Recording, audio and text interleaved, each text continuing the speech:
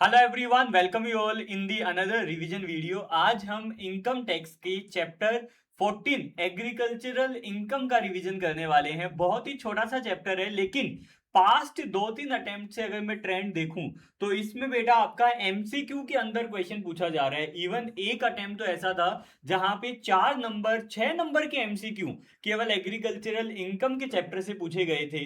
तो बेटा ये जो चैप्टर है ये आप लोगों के लिए इंपॉर्टेंट हो जाता है रीड करना। मैं ये नहीं कहता कि आपको इसका बहुत ज्यादा प्रैक्टिस करना चाहिए, लेकिन इस चैप्टर को छोड़कर नहीं जाना चाहिए। तो आपको ये वीडियो जो है वो कंप्लीट एंड तक जरूर देखना चाहिए। अगर आप मुझसे कनेक्टेड रहना चाहते हैं तो डिस्क्रिप्शन में व्हाट्सएप चैनल का लिंक दिया हुआ है, वो व्हाट्सएप चैनल जरूर ज्वाइन कर लीजिएगा। और अगर आपको कोई भी डाउट होता है तो आपकी स्क्रीन के ऊपर मेरा मोबाइल नंबर है, उस पर एक बार मैसेज जरूर कर दीजिएगा। कंप्लीट आपको इनकम टैक्स और जीएसटी का रिवीजन लेक्चर्स इसी यूट्यूब चैनल पे अपलोड कर दिया गया है, एंड प्रैक्टिस बैच भी आपका इसी यूट्यूब चैनल पे आपको मिल जाने वाला है। तो अगर आप चैनल पे नए हैं तो चैनल को सब्सक्राइब जरूर कर लीजिएगा, वीडियो को लाइक कर रहिएगा आगे बढ़ने से पहले। चलिए जी, वीडियो स्टार्ट करते हैं बेटा। एग्रीकल्चरल इनकम, ठीक है। सबसे पहले है meaning of agricultural income. Meaning of agricultural income में देखो सेक्शन नंबर 2(1)(a) है, जहां पे 3 क्लोज हैं, 2(1)(a), 2(1)(b), 2(1)(c). यहां पे हम एग्रीकल्चरल इनकम का मतलब समझेंगे। सबसे पहला है कि अगर आपने एग्रीकल्चरल लैंड किराए पे दी है तो वो आपका एग्रीकल्चरल इनकम होगा। अगर आप एग्रीकल्चरल ऑपरेशन से कमाते हैं तो वो आपकी एग्रीकल्चरल इनकम होगी। और अगर आप फार्म बिल्डिंग को रेंट पे देते हैं और उससे अगर आप कमाते हैं तो वो भी आपकी एग्रीकल्चर इनकम होगी। लेकिन सर ये चैप्टर इतना छोटा तो नहीं है, थोड़ा सा ट्विस्ट भी है। हाँ बेटा, अब हम क्या करने वाले हैं, ये जो 3 क्लोज हैं इन तीनों क्लोजों को अलग अलग पढ़ेंगे। सबसे पहला है बेटा income from leasing out of agricultural land. अगर लैंड जो है वो एग्रीकल्चर पर्पस के लिए यूज की है और रेंट आपको कैश में मिला है या काइंड में मिला है, दोनों ही आपकी एग्रीकल्चर इनकम होगी। जब मैं बोलता हूं कैश तो मतलब बैंक एंड ऑल, सब कुछ। तो अगर आपको कैश में मिला है यानी पैसे में मिला है या काइंड में मिला है, दोनों ही एग्रीकल्चर इनकम होगी। एंड ये एग्रीकल्चर इनकम एग्जम्प्ट है अंडर सेक्शन 10(1). वाओ सर, इस एग्रीकल्चर इनकम पे कोई टैक्स नहीं लगेगा। अगर आपने लैंड जो है वो अदर पर्पस के लिए यूज की है, जैसे कि मूवी शूटिंग के लिए, है ना, शाहरुख खान वाला सरसों का खेत, मैरिज गार्डन के लिए, कोई सेमिनार कंडक्ट करने के लिए, कोई भी अलग पर्पस के लिए लिया है, तो वो आपकी एग्रीकल्चर इनकम नहीं होगी, इसलिए बेटा वो एग्जाम नहीं होगी। सर अगर मान लीजिए ओरिजिनल टेनेंट जो है वो उसको सब टेनेंसी दे देता है, यानी मिस्टर एक्स है जिसकी जमीन थी, उसने मिस्टर वाई को किराए पे दी, मिस्टर वाई ने मिस्टर जेड को किराए पे दी, मिस्टर वाई जो है वो आपका किराए पे दे देता है, और मिस्टर जेड जो है वो उसको एग्रीकल्चर के लिए यूज कर रहा है, तो ये रेंट भी एग्रीकल्चर इनकम है और ये रेंट भी एग्रीकल्चर इनकम है।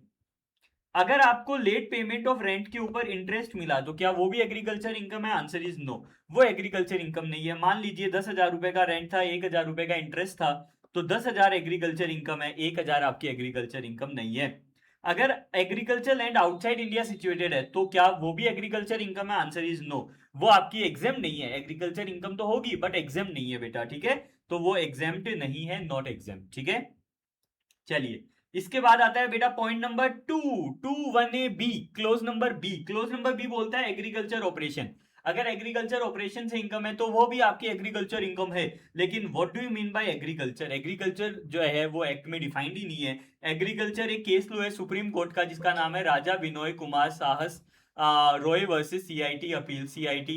वो सुप्रीम कोर्ट का केस लो है जो ये बोलता है कि एग्रीकल्चर का मतलब जहां पे 2 ऑपरेशन हो। सबसे पहले बेसिक ऑपरेशन और सब्सिक्वेंट ऑपरेशन।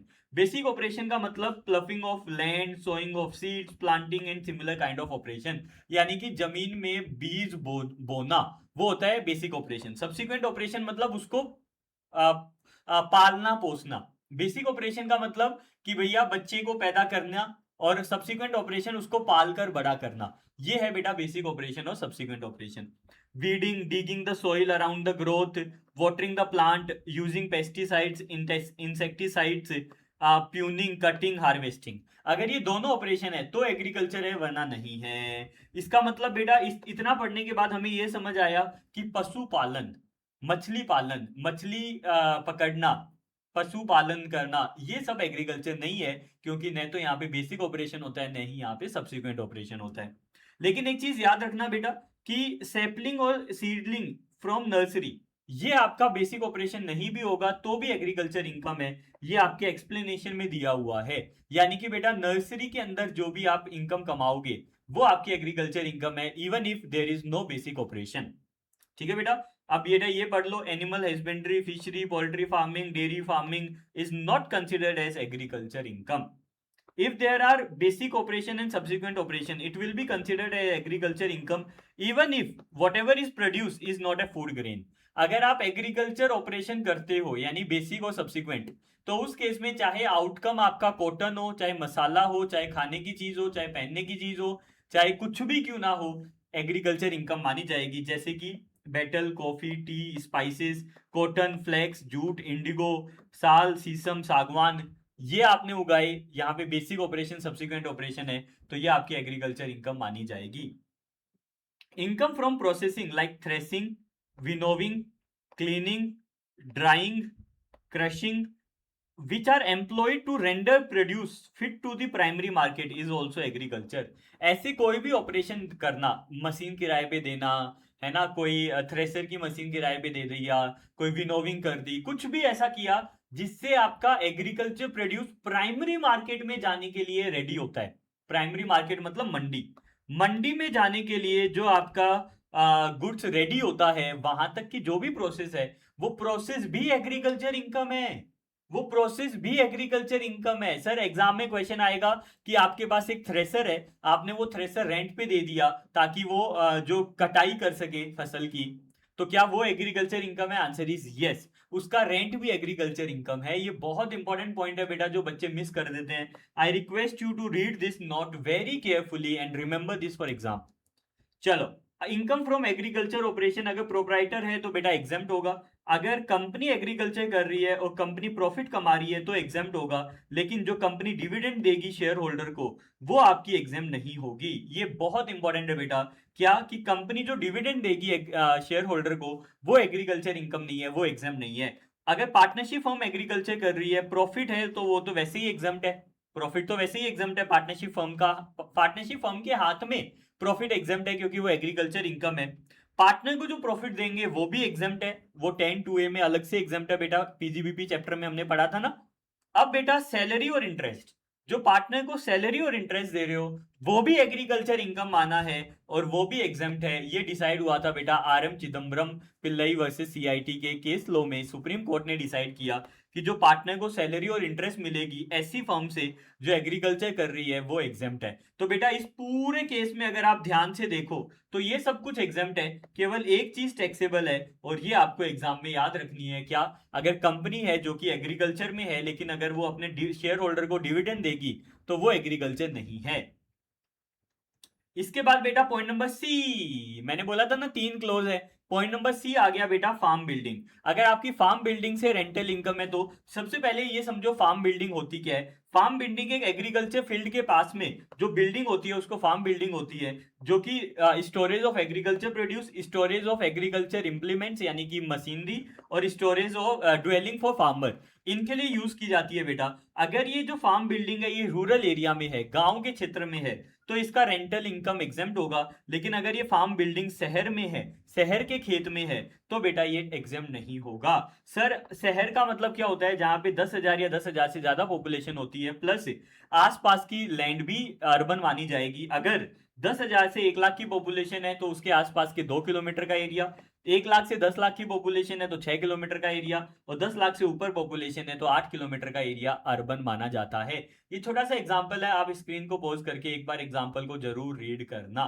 ठीक है बेटा, चलिए इसके बाद आते हैं बेटा income which is partly agriculture partly from business. Sir अगर ऐसा हो सकता है क्या कि एक ही बंदा एग्रीकल्चर इनकम भी कमाता है और बिजनेस इनकम भी कमाता है? बिल्कुल हो सकता है। तो उस केस में बेटा एग्रीकल्चर इनकम कितनी मानी जाएगी? जो भी आपकी एग्रीकल्चर प्रोड्यूस की फेयर मार्केट वैल्यू है माइनस उसको उगाने का खर्चा माइनस अगर अदर एक्सपेंसेस, वो एग्रीकल्चर इनकम मानी जाएगी। बिजनेस इनकम कितनी मानी जाएगी? जो भी उसका सेलिंग प्राइस है माइनस जो फेयर मार्केट वैल्यू था एग्रीकल्चर प्रोड्यूस का, वो आपकी कॉस्ट बन जाएगी, और माइनस अदर एक्सपेंसेस। ये छोटा सा एग्जांपल है, इस एग्जांपल को आप रीड करेंगे, पक्का पक्का रीड करेंगे, प्रॉमिस करो मुझे। अभी स्क्रीन को पॉज करोगे, इसको रीड करोगे, है ना?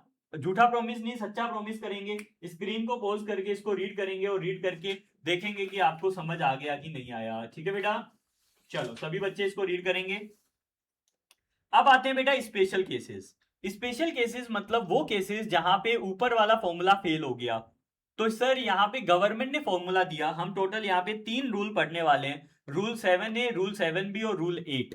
टोटल 3 रूल हम पढ़ने वाले हैं। गवर्नमेंट ने बोला अगर आप रबर मैन्युफैक्चरिंग में हो तो उस केस में 65% एग्रीकल्चर है, 35% आपकी बिजनेस इनकम है, फ्लैट। कोई रूल नहीं लगाना है, ऊपर वाला फ्लैट है। अगर आप कॉफी मैन्युफैक्चरर हो और अगर आप केवल ग्रो और क्योर कर रहे हो तो उस केस में 75 एग्रीकल्चर, 25 बिजनेस। लेकिन अगर आप कॉफी मैन्युफैक्चर भी कर रहे हो तो उस केस में 60% एग्रीकल्चर, 40% बिजनेस। और अगर आप चाय मैन्युफैक्चरिंग के बिजनेस में हो तो 60% एग्रीकल्चर और 40% बिजनेस। ये जो रूल है ये आपको एग्जाम में याद रखना है। ये रूल आपका फ्लैट रूल है। कहां कहां लगता है बेटा? रबड़ पे, कॉफी पे और चाय पे। केवल 3 जगह ये रूल लगता है, रबड़ पे, कॉफी पे और चाय पे। 3 जगह ये रूल लगता है। सर ये रूल क्यों लगता है ये मैंने रेगुलर और फास्ट ट्रैक बैच में आपको बताया था। ठीक है बेटा, यहाँ पे एक छोटा सा एग्जांपल है। इस एग्जांपल को आप रीड करेंगे स्क्रीन को पॉज करके और इसको रट्टा मारेंगे।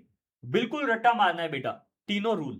ठीक है, रूल नंबर याद हो चलेगा, नहीं हो तो भी चलेगा, लेकिन आपको रट्टा अच्छे से मारना है। इसके परसेंटेज का परसेंटेज याद रखना बहुत इंपॉर्टेंट है बेटा। ये परसेंटेज आपको याद रखनी ही पड़ेगी। स्क्रीन को पॉज करके रीड कर लिया। चलो आगे चलते हैं बेटा। अब है partial integration. Sir partial integration का मतलब क्या होता है? मैं आपको कॉन्सेप्चुअल नॉलेज के अंदर नहीं जाऊंगा कि पार्शियल इंटीग्रेशन कैसे आया, इसका मैथमेटिकल डेरिवेशन क्या है, इतना मैं डीप में नहीं जाऊंगा। केवल ये समझ लो कि अगर आपकी नॉर्मल इनकम है और एग्रीकल्चर इनकम है तो आपका जो स्लैब लगेगा वो पार्शियल इंटीग्रेशन के बेसिस पे लगेगा। डायरेक्टली आप स्लैब नहीं लगा सकते। सर अगर मान लीजिए आपकी एग्रीकल्चर इनकम 5,000 से ज्यादा है और non agriculture income basic exemption limit से ज्यादा है तो पार्शियल इंटीग्रेशन लगेगा। पार्शियल इंटीग्रेशन क्या बोलता है? सबसे पहले agri plus non agri, total agri plus non agri को मिलाकर आप इनकम टैक्स निकालेंगे। इसके बाद में agri plus basic exemption limit को मिलाकर आप इनकम टैक्स निकालेंगे। इसके बाद में आप स्टेप 1-2 करेंगे। इसके बाद अगर सरचार्ज लगेगा तो सरचार्ज लगाएंगे, रिबेट लगेगा तो रिबेट लगाएंगे, एंड फिर एचएससी प्लस कर देंगे। एक ये छोटा सा एग्जांपल है, इस एग्जांपल को ध्यान से समझिएगा। एक 45 ईयर का रेजिडेंट है जिसकी प्रीवियस ईयर 25-26 में इनकम है, सैलरी इनकम है, हाउस प्रॉपर्टी इनकम है, एग्रीकल्चर इनकम फ्रॉम लैंड है and expense incurred for earning the agriculture income. यानी कि बेटा नेट एग्रीकल्चर इनकम 60,000 की है। क्या एग्रीकल्चर इनकम 5,000 से ज्यादा है? हाँ। क्या आपकी other income normal basic exemption limit से ज्यादा है? हाँ। तो इसका मतलब पार्शियल इंटीग्रेशन लगेगा। कैसे लगेगा बेटा? Step number 1 agri plus non agri मिलाकर। तो नॉन एग्री है 6,40,000, एग्रीकल्चर है 60,000, तो दोनों को मिलाकर हो गया बेटा आपका टोटल इनकम। तो आपको 6,40,000 प्लस 60,000 दोनों को मिलाकर स्लैब रेट लगानी है। उसके बाद में मैंने बोला था agriculture income plus basic exemption limit. तो एग्रीकल्चर इनकम 60,000 है, बेसिक एग्जम्पशन लिमिट 2.5 लाख है। दोनों को मिलाकर आप टैक्स निकालेंगे, दोनों को माइनस करेंगे। माइनस करने के बाद जो भी आएगा उसको देखेंगे कि रिबेट मिलेगा कि नहीं मिलेगा। रिबेट नहीं मिलेगा क्योंकि आपकी जो टोटल इनकम है वो 6,40,000 है, जो कि आपकी 5 लाख से ज्यादा है। तो आपको डायरेक्टली क्या कर देना है? एचएससी प्लस कर देना है और ये आपका इनकम टैक्स आ जाएगा। इसको बोलते हैं बेटा पार्शियल इंटीग्रेशन। सर अगर यही क्वेश्चन न्यू टैक्स रिजीम में करना हो तो इनकम तो बेटा सेम ही है आपकी। पहले स्टेप में आप न्यू टैक्स रिजीम पे स्लैब लगाओगे, दूसरे में आप 4 लाख रुपए प्लस करोगे। क्यों? क्योंकि न्यू टैक्स रिजीम में जो बेसिक एग्जम्पशन लिमिट है वो 4 लाख होती है, इसलिए बेटा basic exemption limit plus agriculture income हो गई। इस पे आप करोगे, इसके बाद में आपका टैक्स बिफोर एचएससी आ जाएगा। यहाँ पे एक गलती है बेटा, एक गलती को सही करेंगे बेटा। क्या गलती है? यहाँ पे रीबेट देंगे। क्या देंगे बेटा? Less rebate. रिबेट देंगे बेटा। रिबेट क्यों देंगे? क्योंकि जो आपकी टोटल इनकम है वो 6,40,000 है और 6,40,000 पे रिबेट मिलता है। सब 12 लाख रुपए तक की इनकम पे रिबेट मिलता है, इसलिए बेटा यहाँ पे रिबेट देंगे। रिबेट कितना देंगे बेटा? 60,000 रुपए तक का। तो ये जीरो हो जाएगा, जीरो आपका आ जाएगा आंसर। ठीक है बेटा, ये आप इसको सही कर लीजिएगा, इसका सोल्यूशन होगा जीरो। ठीक है बेटा, समझ आ गया? सभी बच्चों को समझ आ गया पार्शियल इंटीग्रेशन? नहीं आया है तो वीडियो को 2 मिनट पीछे ले जाएंगे, फिर वापस से सुनेंगे। ठीक है बेटा, ये आपका हो गया बेटा एग्रीकल्चर इनकम खत्म। आई होप कि आपको ये एग्रीकल्चर इनकम का चैप्टर बहुत इजी लगा होगा। इस वीडियो को बार बार सुनिएगा, 15 मिनट का वीडियो है। ठीक है, इस वीडियो को जितनी बार आप सुनेंगे उतना ही एग्रीकल्चर इनकम आपका और ज्यादा अच्छे से तैयार हो जाएगा। Thank you very much for listening to this video. ये वीडियो अपने फ्रेंड्स के साथ शेयर करना मत भूलना। प्लेलिस्ट को सेव कर लेना। चैनल पे नए हो तो चैनल को सब्सक्राइब जरूर कीजिएगा और कमेंट करके बताना कि ये वीडियोस आपको कैसे लगे। एक कमेंट आपका मुझे बहुत हैप्पीनेस देता है, मतलब मेरा दिन बन जाता है, मोटिवेशन है आपके मेरे लिए ये। तो आप अगर कमेंट करेंगे वीडियो में तो डेफिनेटली मेरे को मोटिवेशन मिलेगा। Thank you very much, see you, bye bye. मिलते हैं अगले रिवीजन वीडियो में। अब की बार आखिरी बार हक से सीए।